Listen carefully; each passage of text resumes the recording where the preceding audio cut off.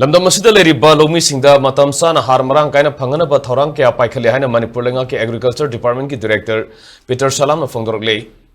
Offer singa se farmers level field level demonstration on use of biofertilizer in rice cultivation ki matang da Agriculture Department amadi Green Biotech Eco Solutions Private Limited anina punna sinduna lamlai awang leikai gi lining tho purai romba mandop ta pangthokpa Thourang mari lena na phongdokpane.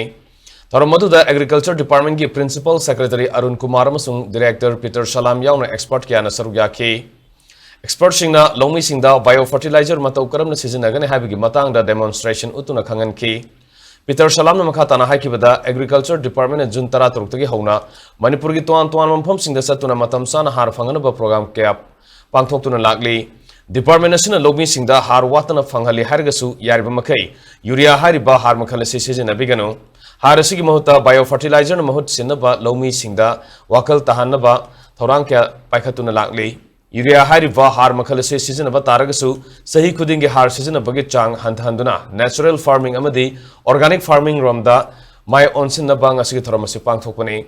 Loidana biofertilizer sizinabna Logi pothok sa da tara hengatkani hainasu panari amadi Agriculture Department na biofertilizer ge polam sing amadi Variety afava producing ICR KVK dagi kilogram amada lupa humfuda loduna lomi sing da lupa tarukta lomi sing da yanthokpane punna metric ton ahum rongi sang da lomi sing na pamba fawdi amadi biofertilizer sing phangali haki